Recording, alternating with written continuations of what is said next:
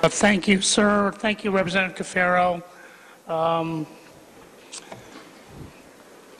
Are there any further nominations? Hearing none, I declare that the nominations are closed. There being only one nominee, I direct that the temporary clerk please cast out one ballot for Representative Christopher Donner.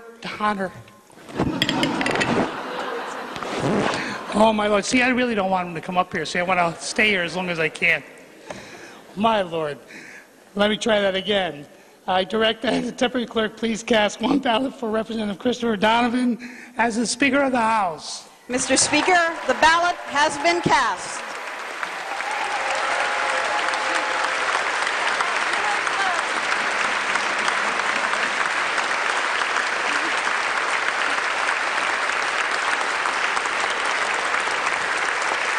All right. Wow.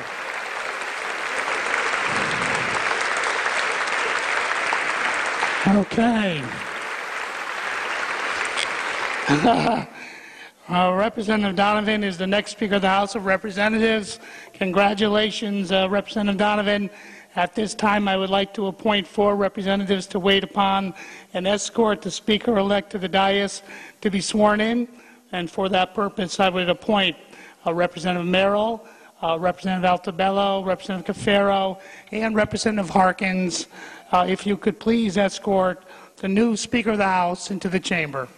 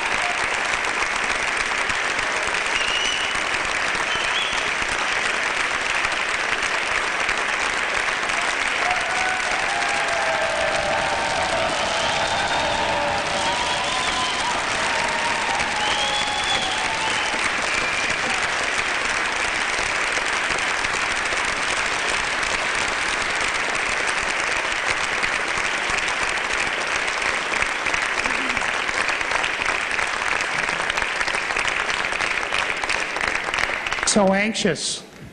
He doesn't even want me to swear him in. Representative Donovan, please raise your right hand.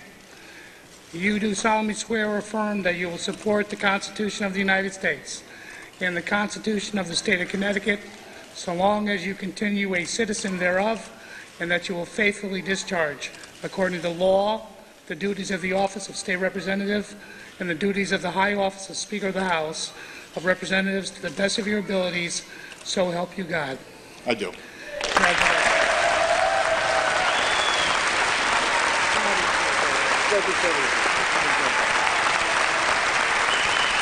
Jimmy Amen, thank you.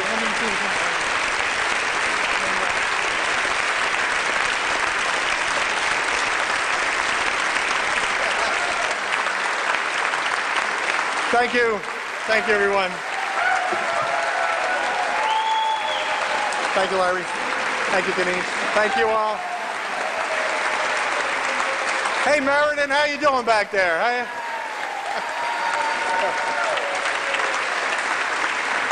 Great to see you. All right, thanks, everyone. Thanks, everybody. Great to see you. I just want to thank you all for a wonderful, wonderful honor. I'm very appreciative. I want to thank certainly Representative Merrill, Majority Leader Merrill, and Representative Cafaro for their very nice nominations. Really from the heart. It's been, share the optimism of Representative Merrill. And Representative Cafaro, thank you for those fine words, communication. Too bad about the Giants next week. But no, may the best team win. That's what we're about here. But thank you all very much. I'm going to need both of them and all of us to get through where we have ahead of us.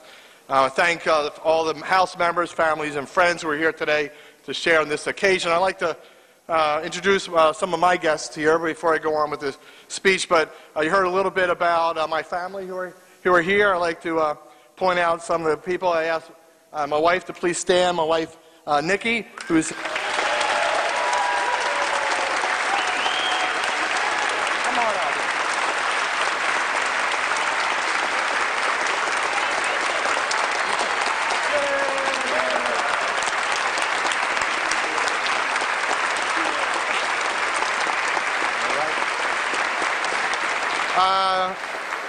As Denise said, Nikki is an advanced practice nurse.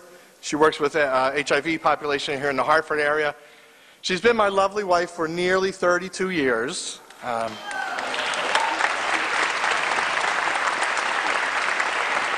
Best friend, and as we say around here, we all need an understanding partner. And she really does understand the things we go through as a state representative working long hours. And I want to thank her for all that. And she still laughs at all my bad jokes, which is really wonderful. But I love you, Nikki, and thanks for everything. My son, Aaron, look at a big, tall guy he is. I don't know where he got those jeans from Nikki. Aaron's working to help low-wage workers as a union rep in Boston area. He's also a computer and photo whiz. As you can tell, he has this big camera, and he's a great source of pride. Thanks, Aaron. You're a great kid.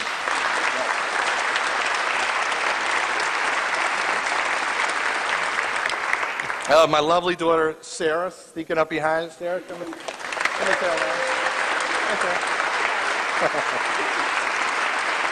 Sarah is an honor student at Maloney High School and a very talented trombone player. Though she's not the tallest trombonist, but we always can find her marching along because the trombonists go like this, and then there's Sarah. She's also in the jazz band, too. She's a gifted writer, and she's a future blogger, so watch out if you see her with a camera. But she's a wonderful person. Let's have a hand for my daughter, Sarah.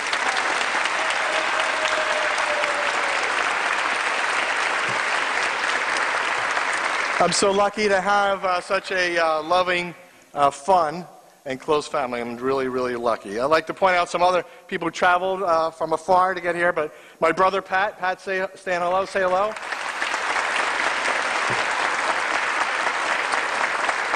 Larry talked about the large family. Pat and I were roommates forever, and we got along, actually, for the most part.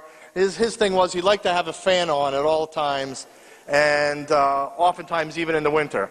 One time my father was downstairs. He goes, "What's that noise going on the third floor?" He went up and found me and Pat with the fan on, wearing hats and gloves. But he's a great friend. He sings choir in the Waterbury Church with Deb Sullivan, and he's done a great job. Pat, great to see you.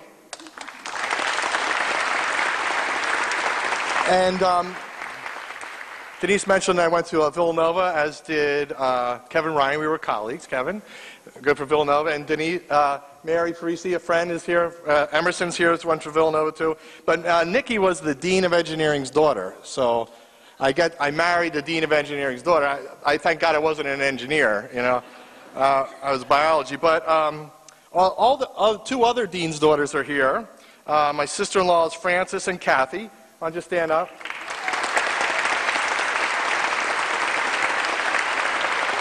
They came from the Philadelphia area. They're always welcome in their home. They always made us feel very welcome. They're great friends, and they're part of that esteemed Gallant family, so thank you for coming. I want to thank all the Meriden gang who was here. We have some people up at the thing and people in the back.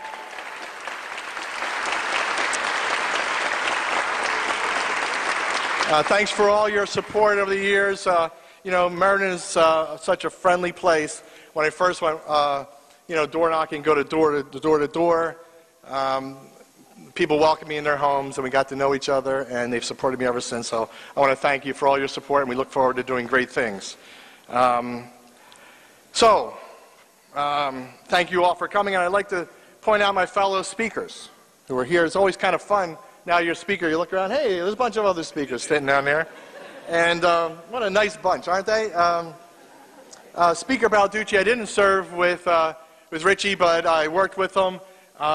He was a great speaker at a tough time in our state's history. Richard, thank you for coming. Speaker Balducci.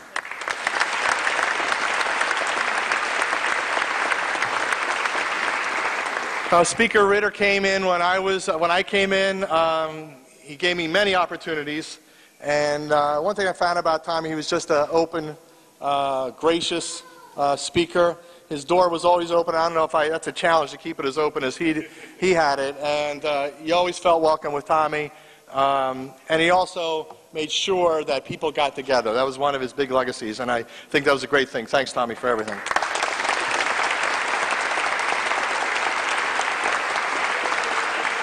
Speaker Lyons couldn't make it, but Maura also worked particularly on the health care issue. We worked really hard together with all of you, and I thank her for her support, and I'm sorry she can't make it, but let's give a hand to Speaker Lyons. And Speaker Amon, what can I say about Speaker Amon?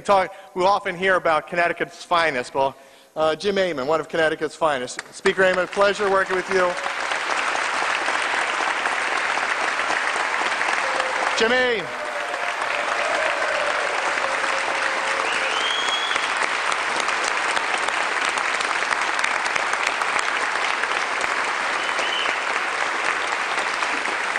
You know, Jimmy was a good friend, a real partner, and he wanted to make sure that I learned the ropes. He never excluded me from any discussions. There were times when people say, hey, let's just a couple of us go see the governor. Jimmy said, Chris, you're coming too. Certain other meetings, Jimmy would say, Chris, you're coming too. We're in this together. We're partners. Because he knew that we needed to work together. We knew the more people working together, we got things done. So a wonderful, wonderful friend. I will certainly miss you as speaker, but you are my brother. Thank you for everything, Jim.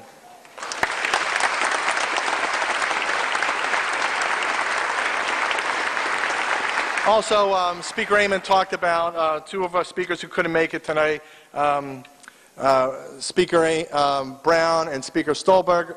I hope you're both watching. I've heard from Irving, and he wishes everyone well, and we should wish him as well. So let's give a round for them and wish them all the best.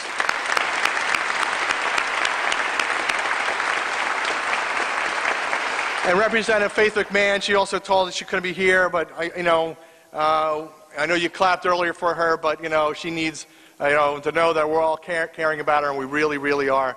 So, but whenever I call her, she's Faith. She is like, everything's fine, Chris. Everything's fine. And she's going through some tough times. Let's give another round for Representative Faith McMahon.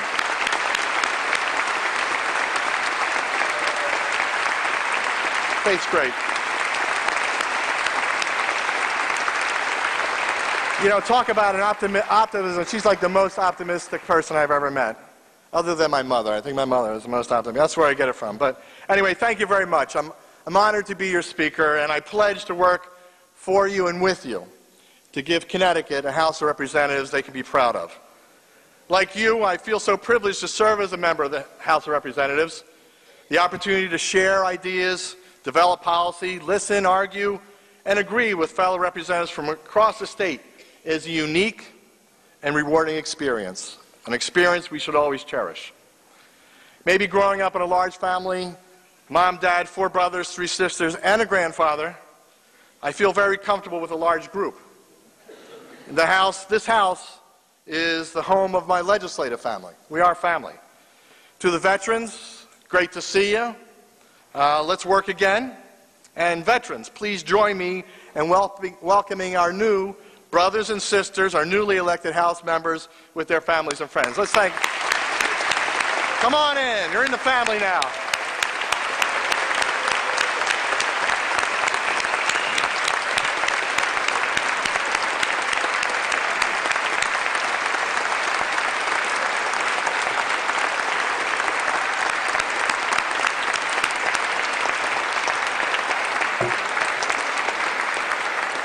You know, you can't help but become family in this room. And I'll tell you a story about that. One day, it was, I don't know, maybe a couple years ago, I was sitting back there. It was towards the end of the session. And for people who know what this place is like towards the end of the session, it's quite a place. So I was sitting back, kind of watching, kind of removing myself from actually participating. Not a good thing. But there was a group of people up here at the podium. And the speaker was talking to people. Staff were running back and forth. There was a group over there lining against the wall, arguing a point.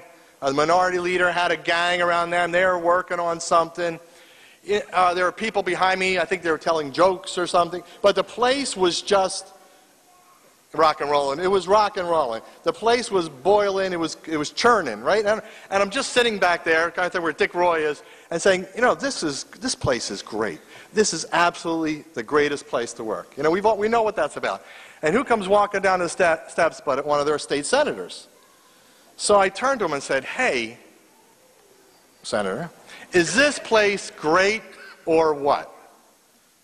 So he's used to the Senate, right? Where he says, this place is crazy, I'm getting out of here.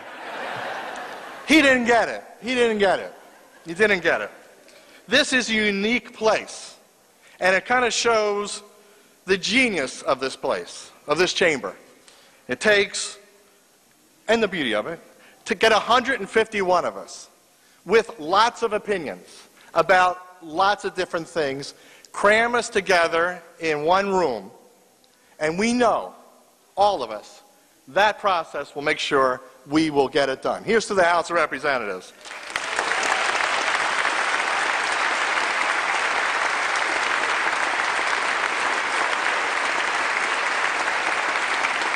And we've gotten it done. And we've gotten it done over the years. You know, we've been together. You know, we've had more money for education. We helped people with health care. Security issues, we dealt with that. Transportation, we have plans. We want to improve it. We've had balanced budgets. We've had surpluses. We stuck money in the rainy day fund. The land of steady habits was steady as she goes, due to our work. Hey, guess what happened? Steady as she goes, we got hit by a storm. Not a storm caused by Mother Nature, which would knock down buildings, create floods, but an economic storm caused by irresponsible human nature, knocking out businesses, causing a flood of job loss and empty homes. And in state government, we're faced with a growing budget deficits while demand for help skyrockets as people lose their jobs. People are losing their jobs, losing their health care, and their homes. That's what we face. But you know what? We react well during a crisis. We always had. Remember driving here and seeing the bottles piled up by the Armory. People bringing bottles and bottles for water for the people of Katrina. We know it's going to be tough, but I know, and we know, we can handle the adversity by working together. You know, our state motto says, I'm not going to do the Latin. I wasn't very good at Latin at Monsignor Bonner High School. Nobody knows that school, but... However, John Cappelletti was a graduate of that, Heisman Trophy winner. But anyways, our state motto says, he who transplanted sustains. He who transplanted sustains. Change makes us stronger, and adversity makes us stronger. That's what we are about.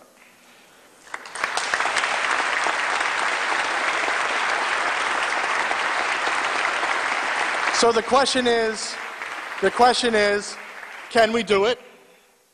and I'm going to borrow a phrase of another community organizer, our President-elect Barack Obama, yes, we can.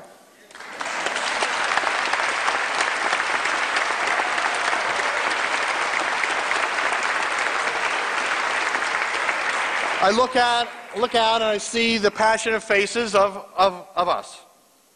House members willing and ready to give their all to find solutions for the problems facing our state. That's what we do. Your voice is to be a part of that dialogue and part of that solution. I know each one of us will roll up our sleeves and grab a sandbag in order to stem the economic flood coming our way. We know we're not in this fight alone. We know we have the assistance of our Senate, our governor, and our federal government. Our congressional delegation and President-elect Obama have pledged their assistance. But we are the first responders. We're the first responders. We can work it together. I know we will work together. Or as the Beatles said, come on, let's work it on out.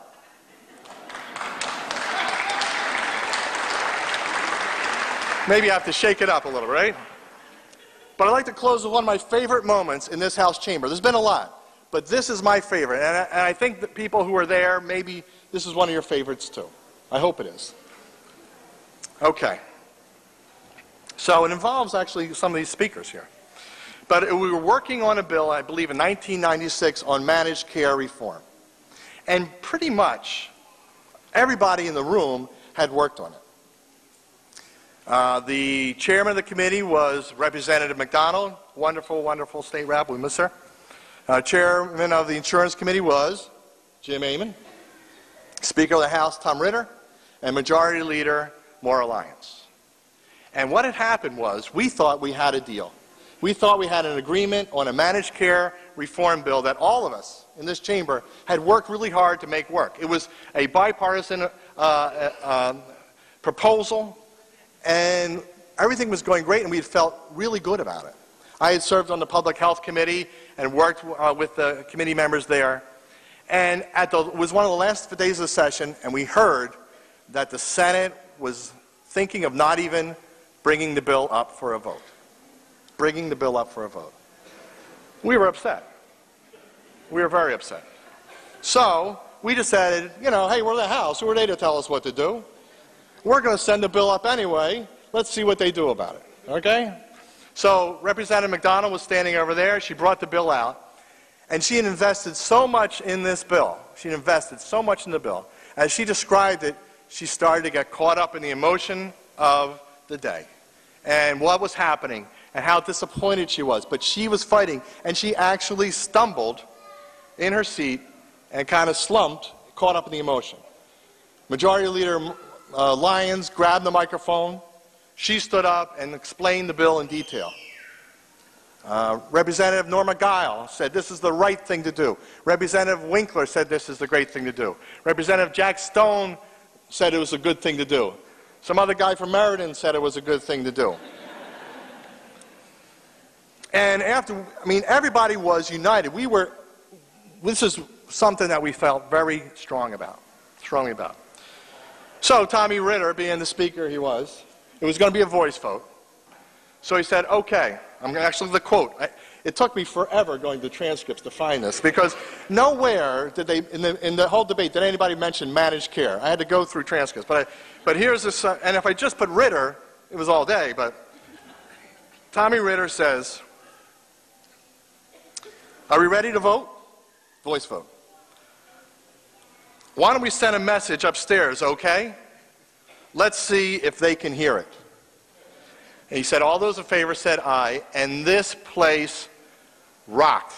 There was an aye that they heard it, you know, on Sisson Avenue. It was an aye that rocked these windows. I had a sore throat for 2 or 3 days afterwards, but everybody in this chamber shouted with everything they had because they cared about this bill so much. It was a bipartisan affair. It crossed party lines. It was something that did good for the state of Connecticut, and we yelled. And then Tommy called the vote. It was unanimous, and we all stood up and applauded. There were tears, and tears of joy, tears of anger, and tears of appreciation for each and every one of us. That was a wonderful, wonderful moment. And I'll always remember that. And I hope that we bring that kind of passion to this as well. The bill failed in the Senate, by the way. But it passed the next year even stronger.